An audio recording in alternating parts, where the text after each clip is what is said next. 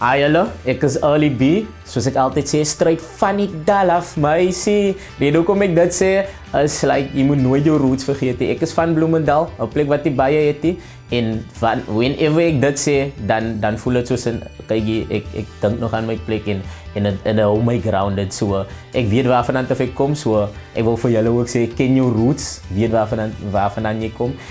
Ook as ek enige ouderdom kon wees, dan sal ek regtig weer 18 wil wees. Maar net om die gevoel te kry, net om vir 'n bouncer te sê, ek is legal man, van ek is 'n baie kort ou en ek was baie gebounce toe ek try om saam met my ander vriende klub toe te gaan. En toe ek finally my ID kon wys en sê ek is 18, net daai gevoel, as ek daai weer kan oorleef, dan is dit lekker. Vir my favorite kindersprokie, ek sal sê Jack and the Beanstalk and the Beanstalk eintlik.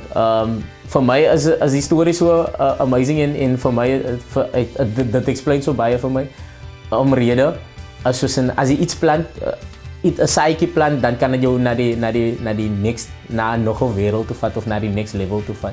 So vir my was dit altyd 'n storie soos as ek iets neersit en in myself invest, dan sal ek op die next level uitkom. So daai is regtig een van my favorite kindersprokies en dit beteken nog steeds baie vir my tot vandag toe. Die familietradisie wat ek altyd in glo en voor uitkyk elke jaar is Kersfees, want die lekkerste kos is daar so en al die familie kom by mekaar, whether jy nou van Joburg of Kaapstad of wherever is, ons almal kom by mekaar by my ouma se huis en ons het 'n lekker eet daar so en al my favorite kos is daar. Favorites. Sonder wat kan ek nie klaarkom nie. Okay, eerstens 'n mikrofoon. My loopbaan. My loopbaan is deur 'n mikrofoon so sonder 'n mikrofoon gaan ek nie klaarkom nie. My selfoon en geloof. Daai is 'n ander ding. So daai is wat ek kan glo. Like daai is wat jy nie kan klaarkom, wat ek nie saam mee kan klaarkom nie. Okay, so al by die huis, ek is 'n persoon wie baie graplik is. Almal ken my as 'n grapjas in die huis. Ek is die een wat my ma se siel uittrek.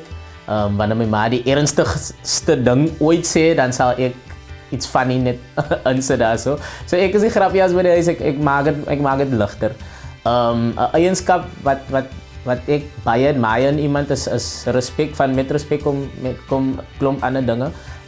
Soos as jy jouself respek, dan sal jy dit oordra na die volgende persoon toe en daai is hoe jy ook liefde gaan wys en daai is hoe jy liefde gaan kry ook. So as respek die fondasie is en dan kan jy baie ver gaan.